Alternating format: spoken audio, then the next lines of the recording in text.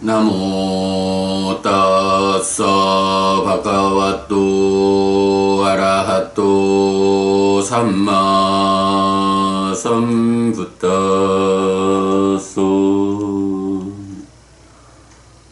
나모 따사 바가와또 아라하또 삼마 삼부타소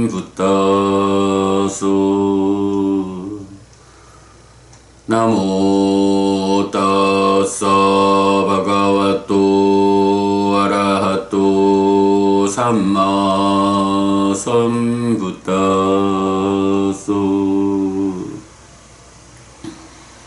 그분 세존 아라한 정등각께 절합니다.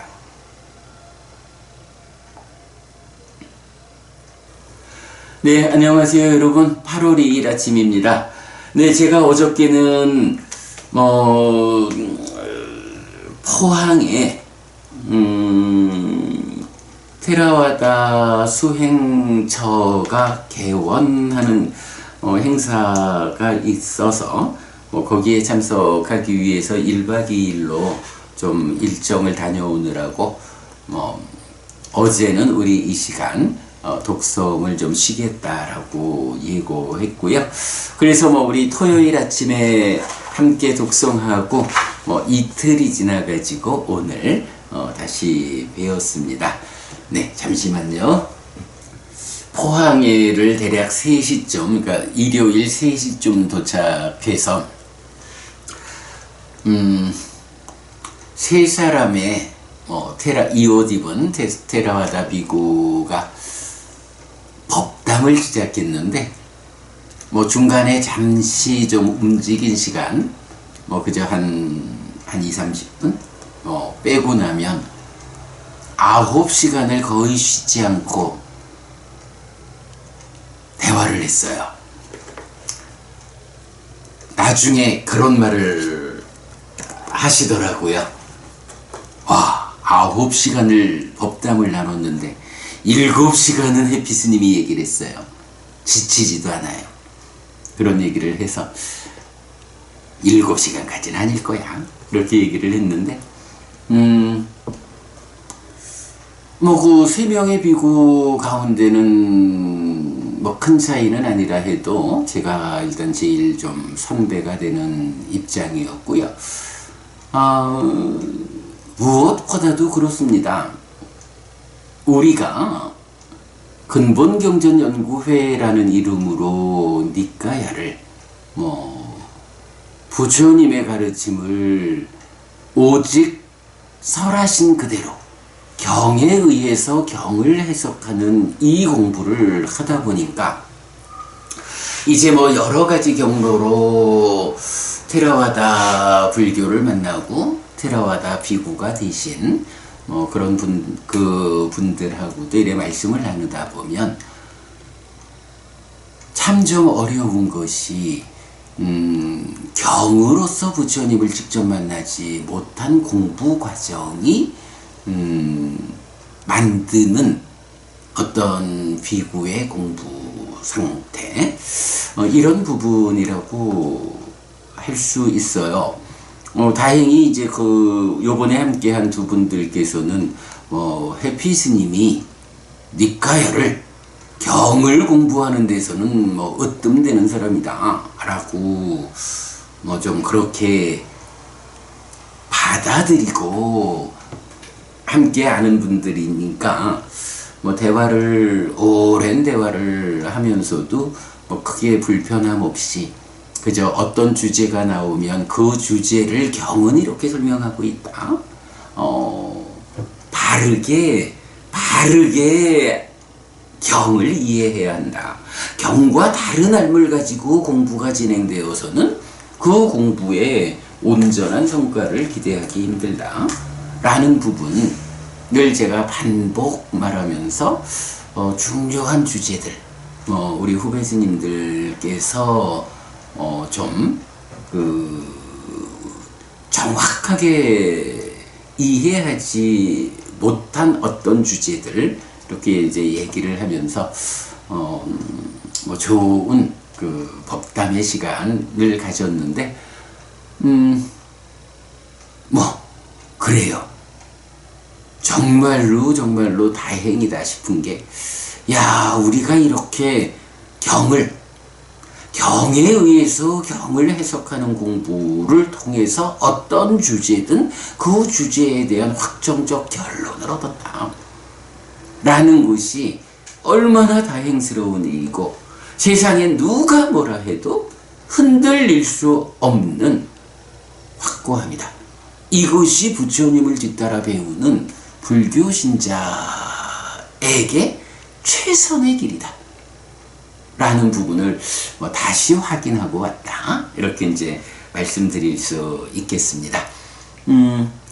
저도 다행이고요. 저와 더불어 우리가 함께 공부하는 법우님들께도 참으로 다행스러운 길을 우리가 가고 있다.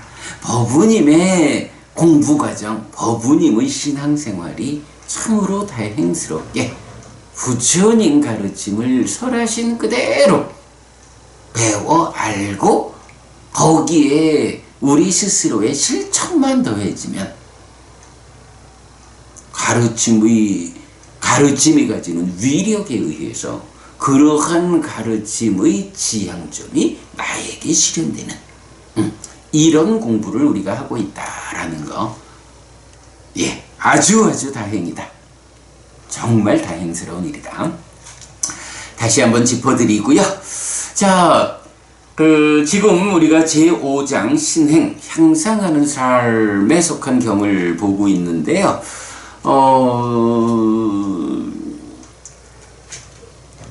요번 새로운 편집에서 제일 앞에 싸움경에서 3기의와 5계라는 것이 얼마나 불교 신자에게 가장 근본되는 공부, 가장 근본되는 신행이다라는 거 딱 드러내 보여드렸죠. 그리고는 이어가지고 사카사람 마하나마에게 설해진 4개의 경에서 불교 신자의 근본을 드러내었다. 그리고 지난 토요일까지 독송한 아나타핀디카 장자에게 설해진 4개의 경을 통해서 좀 더 구체적인 신행, 예? 그러니까 특히 제가 신자의 신행이 구체적으로 어떤 관점에 초점 맞춰져야 하느냐 하는 것을 4개의 경을 통해서 보았고요. 이제 오늘은 파세나디 꼬살라 왕과 부처님 두 분 간의 대화를 통해서 또 좀 마하나마에게 설해진 4개의 경과 아나타핀디카 장자에게 설해진 4개의 경과는 또 좀 다른 관점에서 죽음이 닥쳐올 때 나는 어떻게 대응해야 하는가? 정말로 나는 나를 사랑하고 나를 보호하는 자인가? 그래서 죽음이 닥쳐오는 이러한 삶의 냉엄한 현실에 올바르게 대응할 수 있는가?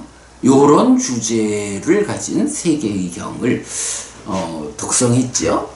결국은 마하나마에게 설해진 경들이 가지는 어떤 측면, 아나타핀디카 장자에게 설해진 4개의 경들이 가지는 어떤 측면, 그리고 이제 파세나디 꼬살라 왕에게 설해진 3개의 경들이 가지는 어떤 측면이 조금씩 차별을 가지고 불교 신자의 신행의 근본을 알려주는 이런 부분 우리가 볼 수 있습니다. 자, 우선 첫 번째 사내비유경 보겠습니다. 사내비유경은 이제 파세나디 꼬살라 왕이 여기서 참고로 파세나디 꼬살라 왕이란 말은 무슨 말이냐? 부처님 당시 인도가 겐지스강을 중심으로 번성하는 그 시절이었죠. 그때에 겐지스강의 아래쪽에는 마가다국이라는 나라가 여러 나라가 있었지만 가장 강력한 나라가 있었고요. 겐지스강 이북은 여러 나라가 있지만 그 중에 꼬살라라고 하는 또 가장 강력한 나라가 있었어요. 글쎄 어찌 보면 겐지스강 이남은 뭐 인도 아대륙 그러던가요? 그러니까 인도의 저 밑에 스리랑카까지 가는 광활한 땅이 이어지고, 반면에 겐지스강 이북은 뭐 넓은 땅이지만 그러나 히말라야 산으로 막히는 그런 조금은 이제 그 영토의 확장성에 한계가 있는 뭐 그런 차이가 있죠. 그래서 그런지 몰라도 나중에 인도의 통일은 그 겐지스강 북쪽에 꼬살라국이 주도하지 못하죠. 겐지스강 아래쪽에, 그러니까 남쪽에 마가다국이 주도해서 통일을 이루고 그 유명한 그 누구죠? 아쇼카 왕에 의한 인도 대륙의 최초의 통일, 뭐 이렇게 이제 역사가 나아가죠.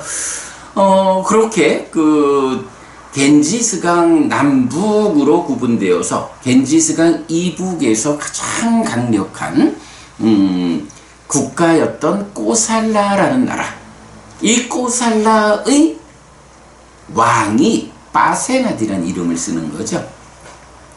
빠세나디 꼬살라 왕.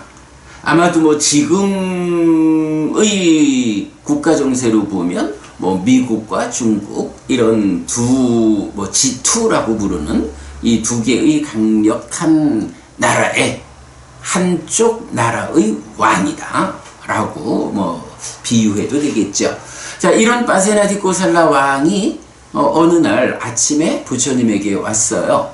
그랬더니 부처님이 어디에서 오는가? 라고 질문하시고, 이랬더니 이제 빠세나디 꼬살라 왕이 자기가 하는 일을 이렇게 이제 표현을 하죠. 그러니까 뭐 당시 인도의 왕들이 어떠한지 그 상황을, 권력을 자부하고 소유의 갈망이 스며들었고 나라가 안정되고 넓은 영토를 정복하여 다스리는 머리에 의식을 치르고 왕위에 오른 끄샤트리아 왕에게는 왕으로서 해야 할 일들이 있다.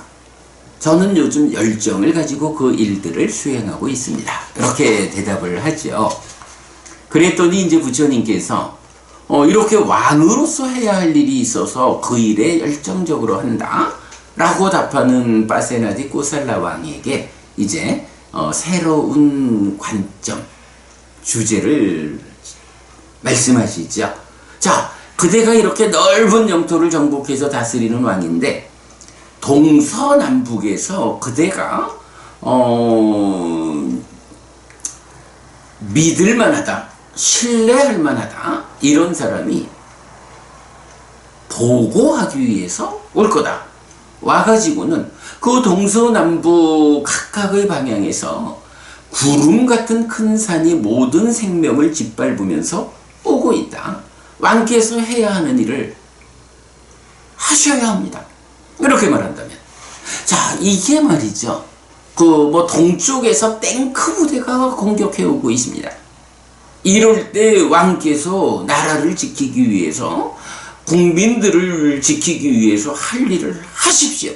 요렇게 말하는 거하고, 구름같이 큰 산이 모든 생명을 짓밟으면서 밀고 오고 있습니다. 이거 뭐 탱크 수백 대가 아닌 거요. 구름같이 큰 산이 그냥 땅덩어리 자체가 밀고 오고 있는 거예요. 이거 우리가 바닷물이 넘쳐가지고 쏟아져 들어오는 거, 쓰나미라고 해도 그 쓰나미 정도의 위력도 감당하지 못하고 수십만 명이 죽는 이런 일을 겪는데, 이건 뭐 쓰나미 정도가 아닌 거예요. 아예 뭐 여기 부산 같으면 금정산 같은 산이 그대로 부산 시내를 밀고 닥치고 있어. 서울 같으면 북한산이 그대로 서울 시내로 밀려오고 있어. 이런 상황이 된다면, 그런 상황에 왕께서는 왕으로서 해야 할 일을 해야 합니다.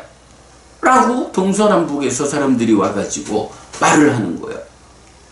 이런 경우라면, 자, 이런 비유, 이런 경우. 그래서 부처님 이렇게 질문을 하죠. 이렇게 크나큰 두려움이 일어날 때, 인간의 파괴가 심각할 때, 인간으로의 삶을 유지하기 어려울 때, 그대는 무엇을 해야 합니까? 이런 정말 구름 같은 큰 산이 모든 생명을 짓밟으면서 닥쳐오고 있다. 이런 상황을 어떻게 표현하나요? 크나큰 두려움이 일어난다. 인간의 파괴가 심각하다. 인간으로의 삶을 유지하기 어렵다. 네, 그러하죠. 그럴 때 그대는, 왕은 무엇을 해야 합니까? 라고 부처님 질문을 하신 거예요. 자, 파세나티 코살라 왕이 부처님의 아주 훌륭한 제가신자죠. 잘 공부한 사람이죠. 그러니까 답을 이렇게 부처님께 대답을 하는 거예요. 대덕이시여, 이렇게 크나큰 두려움이 일어날 때, 인간의 파괴가 심각할 때, 인간으로의 삶을 유지하기 어려울 때, 자, 이런 상황에서 해야 하는 일, 법의 행위와 다른 것, 안정된 행위와 다른 것, 선을 행함과 다른 것, 공덕을 행함과 다른 곳에 제가 할 일이 무엇이 있겠습니까? 이 이야기는 뭐예요? 이런 상황이 되면 제가 할 일은 법의 행위를 해야 합니다. 안정된 행위를 해야 합니다. 선을 행해야 합니다. 공덕을 행해야 합니다. 이 네 가지 말고 이런 상황이 닥쳐올 때 할 수 있는 일이 무엇입니까? 그거밖에 없습니다. 이렇게 대답을 한 거죠. 자, 이때 여러분 여기서 그 법의 행위, 안정된 행위, 선을 행한다, 공덕을 행한다 이랬거든요. 선을 행한다라고 하면 착한 일을 행하는 거니까 선업을 짓는 거죠. 대표적으로 십선업 이러면 되죠.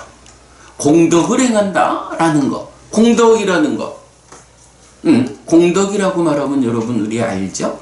행복을 가져오는 거, 죽을 때 가져가는 거, 저 세상에서 버팀목이 되는 거, 이렇게 공덕이라는 개념을 우리가 알고 있는데, 공덕을 행한다. 자, 그러면 공덕을 행한다는 것은 무엇입니까? 경은 분명히 말해주죠. 세 가지 공덕행의 토대가 있다. 보시라는 공덕행의 토대, 계라는 공덕행의 토대, 수행이라는 공덕행의 토대. 그래서 보시, 베풀고, 계, 삶의 질서를 유지하고 수행하는 것. 더 높은 삶을 이끄는 삶. 이런 보시와 계와 수행이라는 이런 공덕을 행하는 것. 십선업을 행한다? 이렇게 보시, 계, 수행의 공덕을 행한다. 그런데 앞에 있는 법의 행위와 안정된 행위는 무엇일까? 라고 하면 우리가 마치마니까야 관통법회에서 잘 공부했습니다마는 마치마니까야 41번, 42번 경이 바로 그 십선업과 십악업에 대해서 상세히 정의해 주는 경이잖아요. 그 경에서 보면 십악업을 지시할 때 법의 행위 아닌 거, 안정된 행위 아닌 거 이렇게 표현을 해요. 그런가 하면 십선업은 그대로 법의 행위요, 안정된 행위다. 이렇게 말을 하거든요. 그러면 여기서 법의 행위, 안정된 행위는 십선업이다. 선을 행한다? 역시 십선업이다. 공덕을 행한다? 보시요, 계요, 수행이다. 라고 할 때, 이런 보시하는 삶, 계를 지니는 삶, 이 삶이 그대로 또 십선업을 실천하는 삶이죠. 거기에 수행이라고 하는 좀 더 높은 삶을 이끄는 이런 부분이 더해진다면 결국은 법의 행위, 안정된 행위, 선을 행하고 공덕을 행하는 이 네 가지가 제가 할 수 있는 일이지요. 라는 이 대답은 압축해서 말하면 십선업을 지어야 합니다. 내가 삶의 과정 어떤 상황에 닥쳐도 십선업을 행하는 일, 그리고 수행하는 일, 이것으로서 대응해야 합니다. 자, 이때 우리가 그 십선업, 십악업을 어떻게 설명하고 있나요? 과도보도 괴로움이어서 지옥으로 이끄는 힘을 가지는 십악업은 피해야 하고, 과도보도 행복이어서 하늘로 이끄는 힘을 가지는 십선업은 적극 실천해야 합니다. 요렇게 말하는 게 뭐예요? 거기에 수행을 더하면 결국은 이렇게 동서남북 사방에서 구름 같은 산이 모든 생명을 짓밟으면서 오는 한거할 수 없는 이런 상황, 인간으로서 어찌 대응할 수 없는 이런 상황이 닥쳐올 때 내가 할 수 있는 일이라는 것이 그저 몸과 말과 마음으로 선업을 짓는다. 십선업을 짓는다. 거기에 수행이라고 하는 더 높은 삶을 이끄는 이런 공덕의 행위를 함께 실천한다. 이거밖에 내가 할 수 있는 일이 무엇이 있겠습니까? 라고 파세나디 고살라 왕이 부처님께 대답을 하죠. 그랬더니 이제 부처님께서 맞습니다. 그런 상황이 닥쳐오면 그렇게밖에 할 일이 없습니다. 그런데 내가 이제 한 가지 사실을 알려주겠습니다.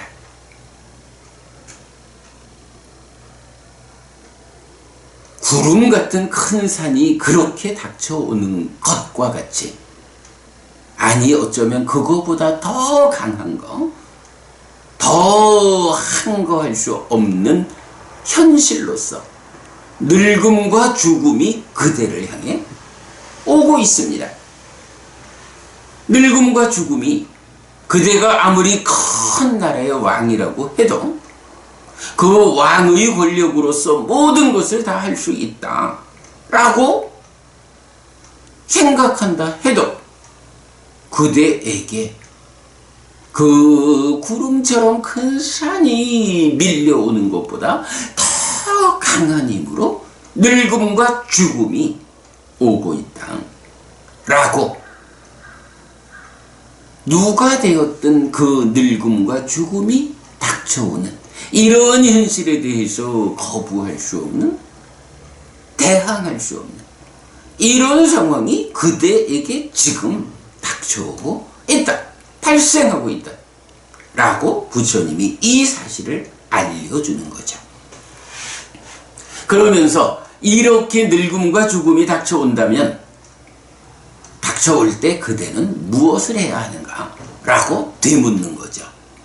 그래, 구름처럼 큰 산이 이렇게 닥쳐올 때 그대가 법의 행위, 안정된 행위, 선한 행위, 선을 행하고 공덕을 행하는 이 네 가지로서 대답을 했는데 훌륭하다. 그런데 그런 그 커다란 산이 밀고 오는 것보다 더 강한 힘으로 늙음과 죽음이 그대를 향해서 닥쳐오고 있는데 이때는 무엇을 해야 하느냐 라고 두 번째로 다시 묻죠. 그랬더니 이제 파세나디 고살라 왕이 네, 이것이요 정말로 세간에서 인간들 간의 이야기, 물질적인 이야기라면 어떤 대응이든 해볼 수 있겠지만 늙음과 죽음이 닥쳐올 때는 요 표현, 갈 곳이 없고 대책이 없습니다. 예를 들어서 마가다국의 왕이 군사를 일으켜가지고 공격해 온다면 그런 경우는 코끼리 부대를 내세워서 방어하고, 기마 부대를 내세워서 방어하고, 전차 부대를 내세워서 방어하고, 보병을 내세워 방어하고, 전략으로, 그러니까 책략으로, 돈으로 뭐 이렇게 마가다 왕이 군사를 일으켜 다 쳐들어온다면 방어할 수 있습니다.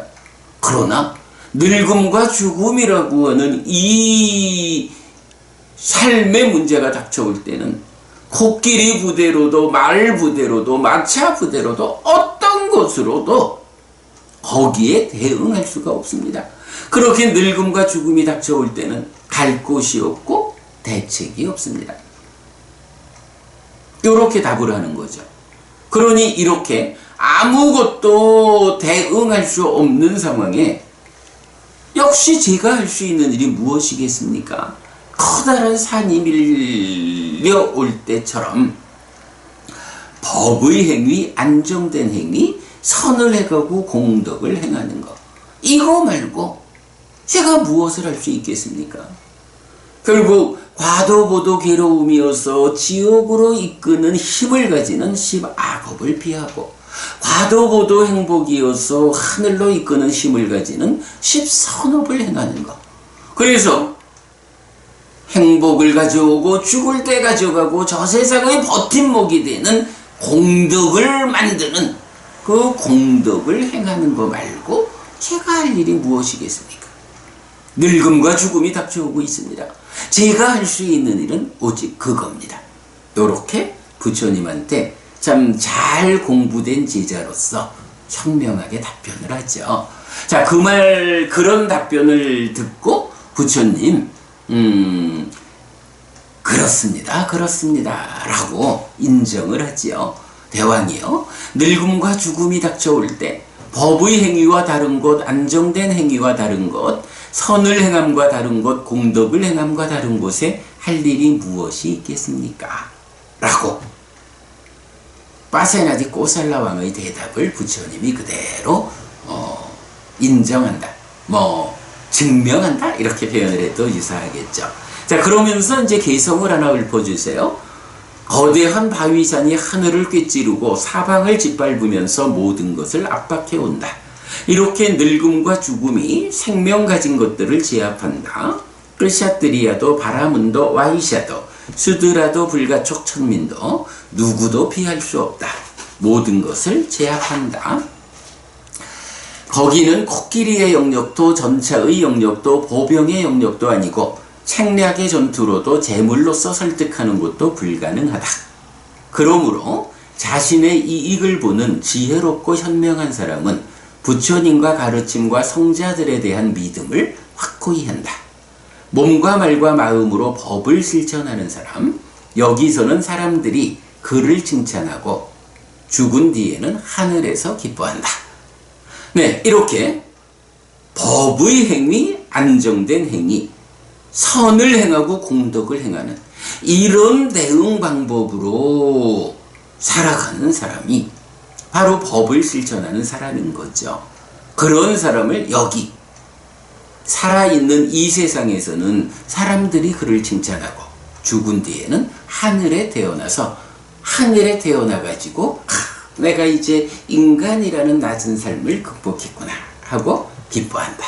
이렇게 개성을 마무리하지요. 산의 비유경은 제가 굉장히 많이 설명하고 강조를 하는 비중 있는 경이죠. 네, 그래서 우리 독송집에 포함을 했고요. 잠시만요.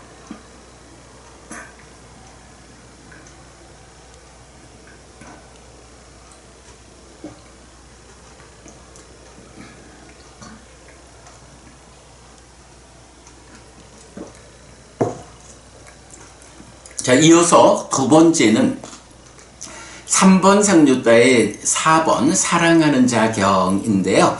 요 3번 상류따가 꼬살라 상류따라고 해서 바로 그 빠세나디 꼬살라 왕과 관련한 경들을 모아놓은 상류따예요. 그러니까 빠세나디 꼬살라 왕을 중심으로 하는 경들이 하나의 상류따를 형성할 만큼 빠세나디 꼬살라 왕과 관련한 경들이 많구나. 빠세나디 꼬살라 왕이 불교 안에서 비중이 큰 사람이구나 라는 것을 우리가 알 수 있죠. 자, 사랑하는 자경에서는 이제 빠세나디 꼬살라 왕이 부처님한테 먼저 말씀을 드리는 거예요. 부처님, 제가 혼자 있을 때 이런 생각이 일어났습니다. 누가 자신을 사랑하는 자인가? 누가 자신을 사랑하지 않는 자인가? 나는 나 자신을 사랑하는 것일까? 나 자신을 사랑하지 않는 것일까? 누가 그런 자인가? 어떤 삶을 살아내는 것이 나를 사랑하는 것이고 또는 나를 사랑하지 않는 것일까? 이런 생각이 탁 떠올랐는데 저는 거기에 대한 이런 답을 찾아봤습니다. 라고 말하는 거죠. 누구든지 몸과 말과 마음으로 나쁜 행위를 한다면 그 사람은 자신을 사랑하지 않는 사람이다. 비록 그가 나는 나를 사랑한다 라고 말한다 해도, 그죠? 나는 나를 사랑합니다 라고 세상에 말을 한다 해도 만약에 이 사람이 몸과 말과 마음으로 나쁜 행위를 한다면 이제 파세나디코셀라 왕의 생각에는 그런 사람들은 자신을 사랑하지 않는 사람이다 라고 생각이 됩니다. 왜 그렇습니까? 자, 여기서 아주 멋진 표현이 나오죠. 몸과 말과 마음으로 나쁜 행위를 하는 사람들은요, 사랑하지 않는 자가 사랑하지 않는 자에게 하는 행위를 자신이 자신에게 합니다. 그죠? 몸과 말과 마음으로 나쁜 행위를 한다라는 게 뭐예요? 바로 10악업을 짓는 거잖아요. 생명을 해치는 거요? 주지 않는 것을 가지는 거요? 바람 피는 거요? 이런 몸에 나쁜 행위 세 가지, 말로 하는 나쁜 행위 세 가지, 마음으로 하는 나쁜 행위 세 가지. 이렇게 10가지가 있으면 10악업이죠. 이렇게 몸과 말과 마음으로 괴로움을 만들고 그래서 지옥으로 이끄는 힘을 가지는 10악업을 행하는 자가 있다면 이런 10악업은 누구한테 하는 거냐? 자, 잘 생각해 봐야 돼요. 내가 사랑하는 아이가 있어. 내가 사랑하는 우리 아이한테 몸으로 그를 해치고 그가 주지 않는 것을 훔쳐오고 그가 사랑하는 짝을 빼앗고 이런 일을 하나요? 할 수 없잖아요. 내가 만약 누군가를 사랑하지 않는다면 그 사랑하지 않는 자는 내가 해코지할 수가 있죠. 사랑하지 않으니까, 미우니까, 적이니까 이래 될 수 있어요. 그래서 그를 해칠 수 있고 그의 것을 뺏어올 수 있고 그의 짝을 또 뺏어올 수도 있죠. 그에게 거짓말도 하고 이런 10악업을 지을 수가 있어요. 그거는 왜 그러냐 하면 내가 그를 사랑하지 않거든. 사랑하지 않는 자가 사랑하지 않는 자에게 하는 행위가 바로 10악업이라고요. 몸과 말과 마음으로 나쁜 행위를 하는 거라고요. 그러면 이제 사랑하지 않는 자가 사랑하지 않는 자에게 라는 요거를 나의 경우에 대응시켜 보자고요. 내가 나에게 라고 말할 때 내가 나를 사랑한다면 괴로움을 가져오는 이런 나쁜 행위를 하겠느냐? 내가 10악업을 짓는다면 그 악업의 결과로 생겨나는 괴로움을 내가 겪어야 하는데 몸과 말과 마음으로 나쁜 행위를 하면 마치 사랑하지 않는 자가 사랑하지 않는 자에게 행하는 것과 같은 그런 일을 통해 가지고 결과로 괴로움이 생겨나는 이런 일을 내가 스스로 행한다면 말하자면 그것은 사랑하지 않는 자가 사랑하지 않는 자에게 행하는 일을 내가 나에게 행하는 것이다. 이렇게 표현하는 거죠. 그러니까 아무리 말로는 나는 나를 사랑합니다 라고 해도 몸과 말과 마음으로 나쁜 행위를 한다라는 것은 그 행위를 통해서 상대방에게 생겨나는 결과만큼 이러한 행위가 가지는 과와보의 법칙성에 의해서 행위하는 자인 나에게도 생겨나는 문제가 있어. 이런 악업을 짓는다는 것은 바로 나 자신에게 행위의 주체에게 생겨나는 그 과와보의 법칙성을 제공하는 거예요. 그러니까 이거는 사랑하지 않는 자가 사랑하지 않는 자에게 하는 행위를 내가 나에게 행하는 것이요. 그러니까 아무리 말은 나는 나를 사랑합니다 라고 해도 이것은 어리석음에 의해서 몸과 말과 마음으로 나쁜 행위를 짓는다 라는 그 자체가 나를 사랑하지 않는 것이요. 그러므로 말로 사랑한다 해도 행위가 사랑하지 않는 행위이기 때문에 이것은 자신을 사랑하지 않는 자요. 이렇게 지금 빠세나디 꼬살라왕이 말하자면 나의 업이 상대방에게 미치는 결과라는 측면을 그 행위자인 나에게 또 이 업의 과와보의 법칙성으로 닥쳐오는 이 양쪽 측면을 하나씩 대응해가지고 설명하고 있는 거죠. 네. 어쨌든 몸과 말과 마음으로 나쁜 행위를 한다는 것은 이렇게 사랑하지 않는 자가 사랑하지 않는 자에게 하는 행위를 내가 나에게 하는 것과 같다. 그래서 말과는 다르게 나 자신을 사랑하지 않는 자이다. 그렇다면 역으로 누가 나는 나를 사랑한다라고 말하지 않아. 그냥 살아갈 뿐이지 나는 나를 사랑하지 않아 라고 말한다 해도 그가 몸과 말과 마음으로 좋은 행위를 한다면 마치 이 좋은 행위가 상대방에게 기쁨을 안겨주고 행복을 안겨주는 것과 같이 또 그 행위에 따르는 과와보의 법칙성에 의해서 행위자인 나에게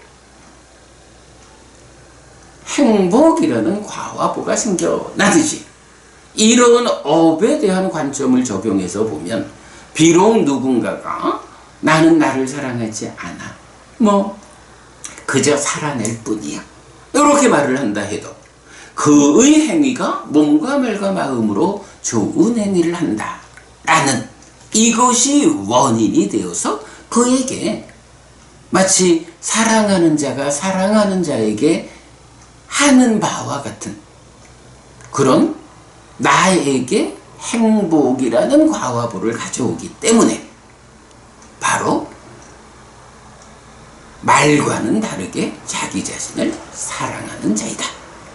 네, 빠세나디 고살라왕이 부처님한테 저에게 이런 생각이 들었습니다 라고 사랑하는 자, 자기 자신을 사랑하는 사람은 이런 사람입니다. 몸과 말과 마음으로 좋은 행위를 하는 사람이 결국은 자기 자신을 사랑하는 사람입니다. 이런 생각이 저에게 떠올랐습니다 라고 부처님한테 자기 생각이 타당한지 이렇게 여쭈는 거죠. 그랬더니 부처님께서 그 빠세나디 꼬살라왕의 말씀을 그대로 반복하면서 타당하다. 그대가 말하듯이 정말로 몸과 말과 마음으로 나쁜 행위를 하는 사람은 자기를 사랑하지 않는 사람이고 몸과 말과 마음으로 좋은 행위를 하는 사람은 자기를 사랑하는 사람이다. 이렇게 확인을 해주죠. 여러분 여기서 우리가 구체적으로 한 가지 결론을 명확히 해야 합니다. 그대는 그대를 사랑합니까? 그대가 그대의 아내를 사랑하고 그대의 남편을 사랑하고 그대의 부모님을 사랑하고 그대의 아이들을 사랑하는 것만큼이나 그대는 그대 자신을 사랑합니까? 라는 이 질문을 그대 스스로에게 해봐야 돼요. 그리고 그대 스스로 그 질문에 대한 답을 바로 이 경, 사랑하는 자 경에서 빠세라지 꼬살라 왕이 자기의 생각을 부처님께 말하고 부처님께서 그렇다, 그대의 생각이 옳다, 자기 자신을 사랑하는 사람은 이런 사람이다 라고 알려주시는 이 경의 가르침을 잘 배워서, 그렇구나, 내가 아내거나 남편이거나 부모님이거나 아이들이거나 주변의 많은 사람들을 사랑하는 것만큼 나는 내 자신을 사랑하는가? 라는 질문을 하고 그 질문에 답하기를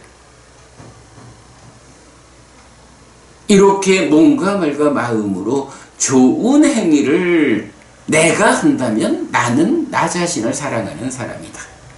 행여나 내가 몸과 말과 마음으로 나쁜 행위를 하고 있다면 참으로 나는 나를 사랑하지 않는 사람이구나. 바꿔야 한다. 나는 나를 스스로 나를 사랑하는 사람이 될 것이다. 라고 몸과 말과 마음의 행위를 바꿔야 한다. 네, 사랑하는 자경에서 부처님 바로 이 부분을, 이 주제를 말해 주시죠. 자, 개성을 통해서 또 중요한 말씀 나오죠. 자신을 사랑하는 것을 아는 자는 자기를 악으로 묶지 않는다. 그죠? 시박업, 악업, 몸과 말과 마음으로 악을 짓지 않죠. 나쁜 행위를 하는 자에게 행복은 쉽게 얻어지지 않는다. 죽음에 붙잡혀 인간 존재를 버릴 때 참으로 나에게 무엇이 자신의 것이며 무엇을 가져가는가? 마치 떠나지 않는 그림자처럼 무엇이 따르는 것인가? 이 세상에서 인간은 공덕과 제약의 두 가지를 행하니 참으로 그것이 그에게 자신의 것이고 그것을 가지고 간다. 마치 떠나지 않는 그림자처럼 그것이 따른다. 그것이 따른다. 그러므로 유익을 행해야 하나니 누적되어 미래의 삶을 만든다. 공덕은 저 세상에서 존재들을 위한 버팀목이 된다. 자, 여러분, 우리가 공덕에 대해서 우리가 잘 해석해냈죠. 공덕 뭐라고요? 아까도 얘기했죠. 행복을 가져오는 거예요. 그리고 죽을 때 가져가는 거예요. 그리고 저 세상 다음 생에 버팀목이 되는 거예요. 이게 공덕이에요. 바로 이 경의 주석서에서 두 가지. 죽을 때 가져가는 것이다. 마치 떠나지 않는 그림자처럼 그것이 따른다. 죽을 때 가져간다 라는 표현을 직접 해주죠. 그리고 이렇게 유익을 행하는 이런 삶이 누적되어서 미래의 삶을 만든다. 살아서의 미래도 더 발전된 나를 만들고 죽은 다음에 미래의 다음 삶을 하늘에 태어나게 만든다. 공덕은 저 세상에서 존재들을 위한 버팀목이 된다. 라고 직접 말해주죠. 세상 사람들은 한 번뿐인 인생이라고 말하면서 이 한 번뿐인 인생을 즐겁게 살아야 한다. 라고 많이 말을 하지만 물론 우리가 이 마음이 몸과 함께 해서 구성한 지금 아무개로 불리는 이 삶은 한 번뿐이지요. 그러나 나라는 존재의 나 자신의 삶을 꼭 내 마음이 이 몸과 함께한 아무개라고 불리는 요 한 번의 삶으로 몸에 의해서 제약되어 있는 요 한 번의 삶을 나의 모든 것이라고, 내 삶의 전부라고 보지 않아야 한다.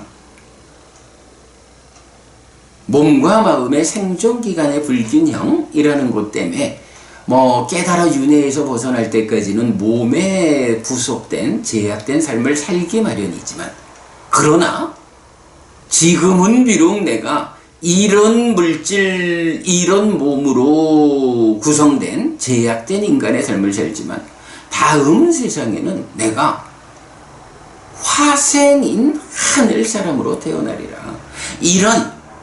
이런 지수화풍의 결합에 의해서 생겨난 요런 상태의 몸 때문에 겪어야 하는 과도한 제약, 내가 이러한 제약에서는 벗어나서 하늘 사람의 좀 더 뛰어난 몸과 함께 살아가다가 끝내 몸의 제약에서 벗어나는 깨달음, 윤회에서 벗어나리라.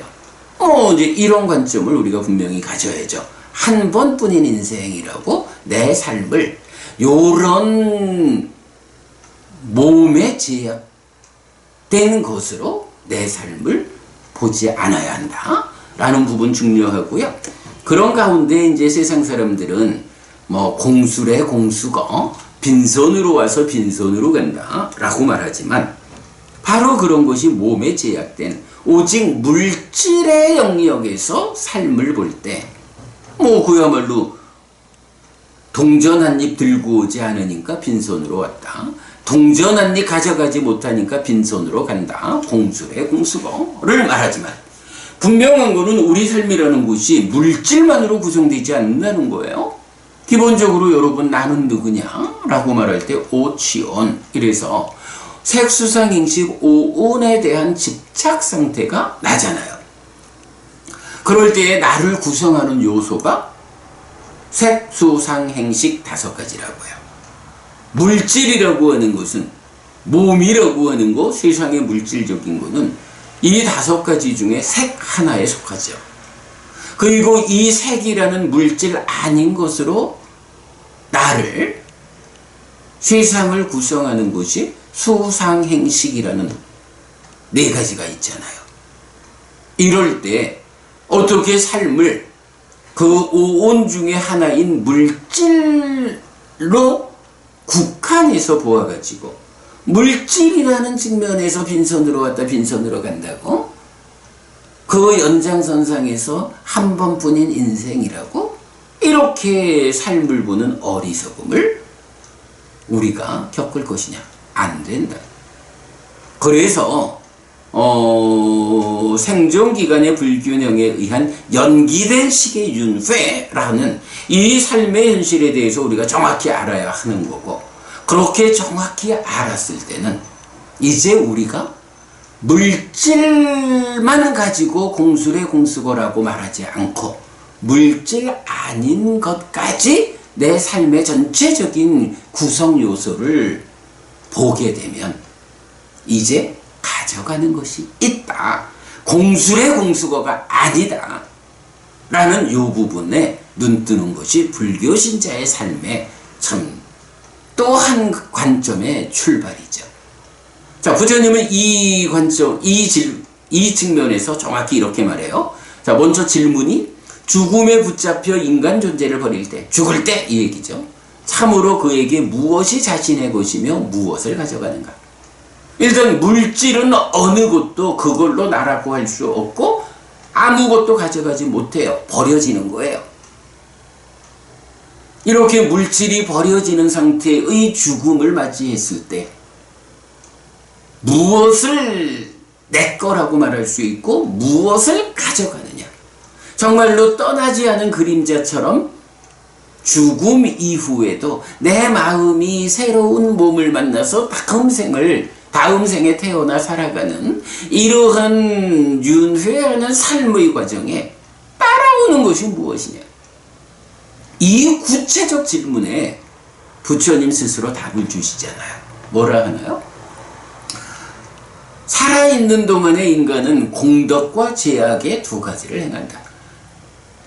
행복을 만드는 공덕의 행위를 하기도 하고, 괴로움을 만드는, 요게 참 번역이 애매해서 죄악 이렇게 이제 번역을 했는데, 공덕의 반대말이 사전적으로 잘 안 찾아져요. 그래서 그냥 이 공덕의 반대말, 공덕 뿐야의 반대인 아뿐야를 악덕 이렇게 번역하기도 하고 죄악 이렇게 번역하기도 했는데, 하여간 그 공덕의 반대 개념이 사전적으로 우리말에서 잘 안 나타나요. 그러나 어쨌든 인간으로 한평생 사는 모습은 공덕의 행위거나 죄악의 행위거나 이렇게 구분이 되죠. 10악업을 짓거나 10선업을 짓거나. 그런데 무엇을 가지고 가느냐, 무엇이 자신의 것이냐, 이 질문에 부처님 참으로 그것, 공덕이냐 죄악이냐, 어떤 업을 지었느냐, 이것이 자신의 것이고 그것을 가지고 간다. 이렇게 말하는 거예요. 마음이 몸과 함께하는 이 삶에서 몸은 무너지면 버려지는 거야. 이거는 내 거 아니고 이거 가져가는 거 아니야. 또 물질로 된 돈이든 뭐든 아무것도 내 거 아니고 가져가지 못해. 그 대신에 가져가는 것이 있어. 무엇이냐?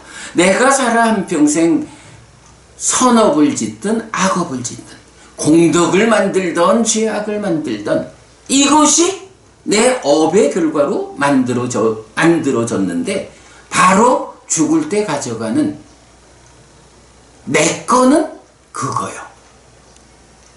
업의 결과로 만든 그것이 나의 것이고 죽을 때 그것을 가져가. 마치 떠나지 않는 그림자처럼 한평생 지은 업의 결과가 나를 따라오는 것이요. 그리고 그렇게 따라온 것이 저 세상에서 미래의 내 삶을 만들어. 그 중에 죄악 말고 공덕을 지었으면 이 공덕이라는 것이 저 세상에서 이제 새로이 태어나 살아가는 다음 생에서 내 삶을 위한 버팀목이 된다.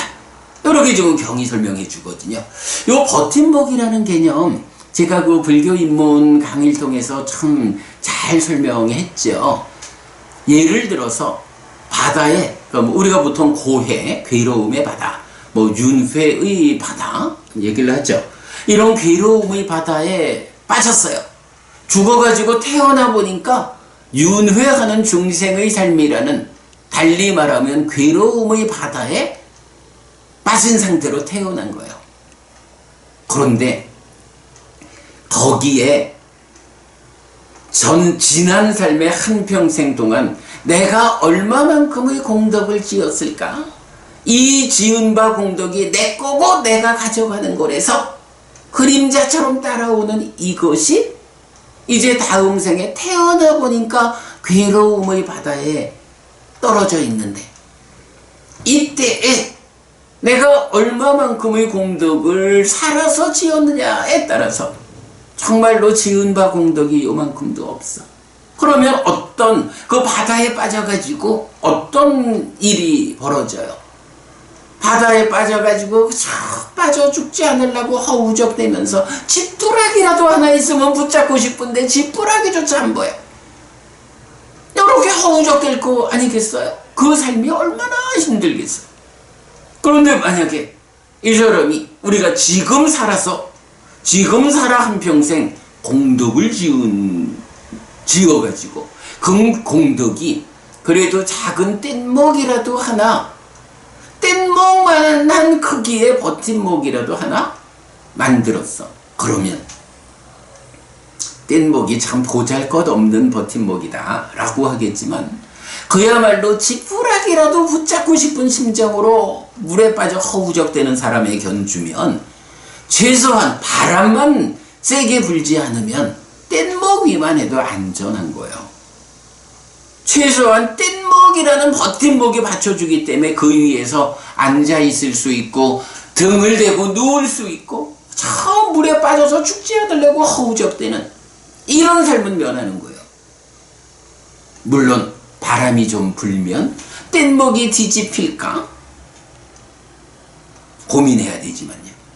그런데 내가 살아있는 동안 정말로 적극적으로 부처님 가르침을 배워 알고 실천하는, 사내 비유경이 말하듯이 법의 행위, 안정된 행위, 선을 행하고 공덕을 행하는 이런 삶을 한평생 내가 실천했어.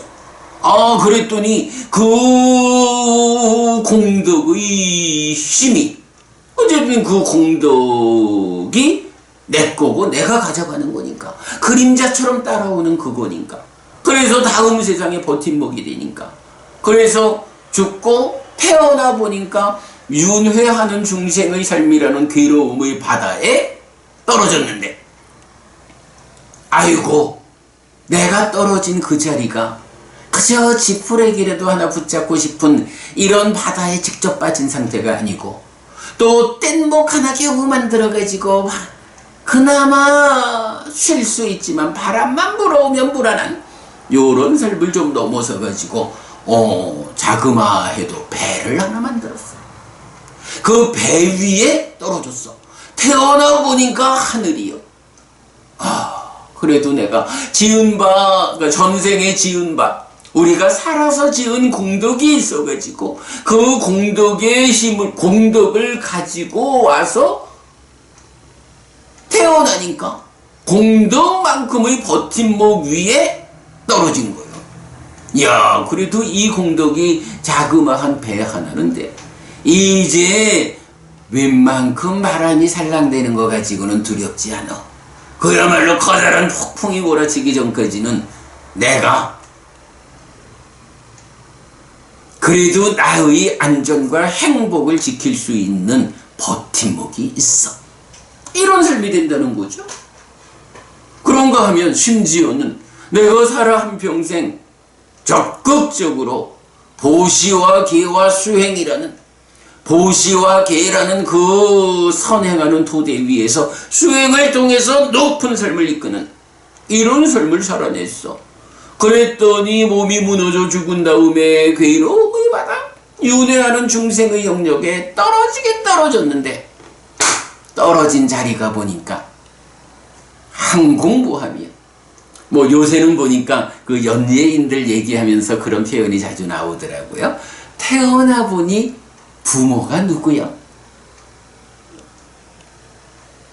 예. 그러니까 뭐 이제 연예인들이 결혼해서 애를 낳는 게 뭐 이렇게 뉴스에 나오는데 보면 태어나 보니 엄마가 누구고, 태어나 보니 아빠가 누구고, 뭐 이런 식의 표현 나오더라고요. 그런데 그거하고는 견줄 바가 아닌 거예요. 내가 얼마만큼의 삶을 살아냈느냐에 따라서 태어나 보니까 뗏목 위에 있어서 아이고 다행이다.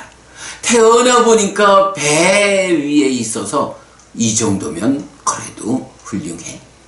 태어나 보니까 항공모함 위에 탁 앉아있네. 아이고, 그야말로 영화에 나오는 것 같은 천재지변이 아니고는 나는 안전해. 나의 행복은 보장돼. 이래야 되는 거 아니겠어요? 그런 버팀목을 만드는 거예요. 공덕이라고 하는 것이 바로 그런 버팀목이 된다. 죽을 때 가져가가지고 그런 버팀목이 되는 것. 이게 공덕이다. 아예 깨달아 윤회에서 벗어나면 몸이 무너져 죽은 뒤에 그 삶이라는 것이 더 이상 괴로움에 받아 윤회하는 그 영역에 되돌아가지 않아. 몸이 무너져 죽은 뒤의 삶은 더 이상 그 괴로움의 바다 위에 태어난 중생의 삶이 아니고 그 바다 밖 안전한 땅의 자리에 도착했어. 열반이 실현됐어. 윤회에서 벗어났어. 이렇게까지 가는 거죠. 공덕이라는 곳의 힘이죠. 예, 어쨌든 공덕, 행복을 가져오는 것이고 죽을 때 가져가는 것이고 저 세상에서 버팀목이 되는 것이다. 네, 이런 공덕에 대한 개념, 요거 하나 우리가 분명히 알아야 되죠. 자, 그런가 하면 이제 세 번째 경은 이어지는 5번 자기보호경입니다. 뭐 자기보호경은 내용이 사랑하는 자경하고 따지면 똑같아요. 사랑하는 자경은 누가 자신을 사랑하는 자인가? 몸과 말과 마음으로 나쁜 행위를 하는 자는 사랑하지 않는 자가 사랑하지 않는 자에게 하는 그 행위를 자기가 자기에게 하는 거니까 자기를 사랑하지 않는 자야. 그러나 몸과 말과 마음으로 좋은 행위를 하는 자는 사랑하는 자가 사랑하는 자를 위해서 하는 행위를 자기 자신에게 하는 거기 때문에 그 사람이 자기를 사랑하는 사람이요. 이렇게 말했죠?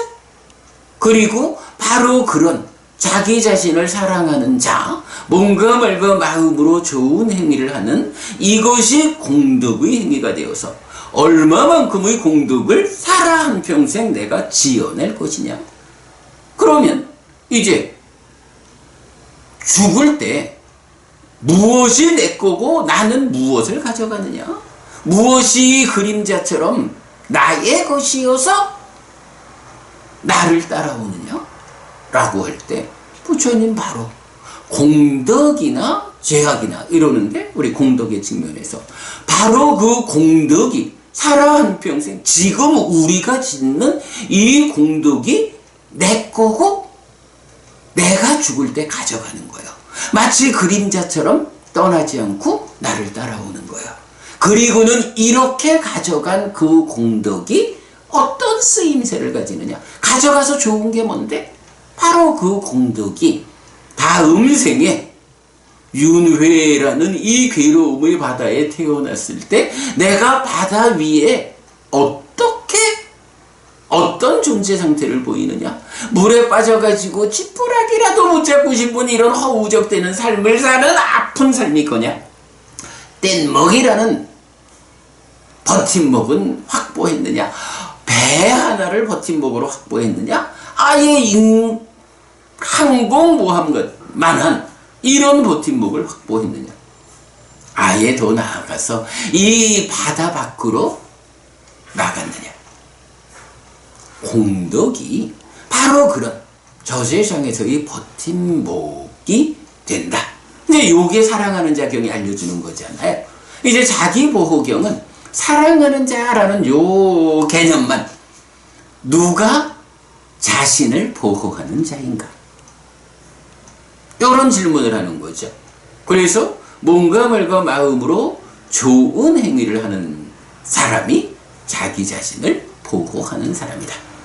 이거 뭐 왕이니까 코끼리 부대로 나를 보호하자? 라고 해봐야 이거는 밖으로 이 몸과 세상 뭐 요런 그저 백년 안팎의 한평생 동안만 내 곁에 있지 안으로 내 마음을 내 삶의 근본을 보호하는 건 못 된다. 코끼리 부대가 안으로 나 자신을 보호해 주지 못한다면 누가 나를 몸과 마음이 함께해서 세상을 만나는 이런 바깥 측면의 삶보다 뭐 그것도 물론 중요하지만 그것보다 나의 내적인 삶, 내 마음, 이 마음이 죽은 다음엔 또 어떤 삶을 이어갈까? 이런 내적인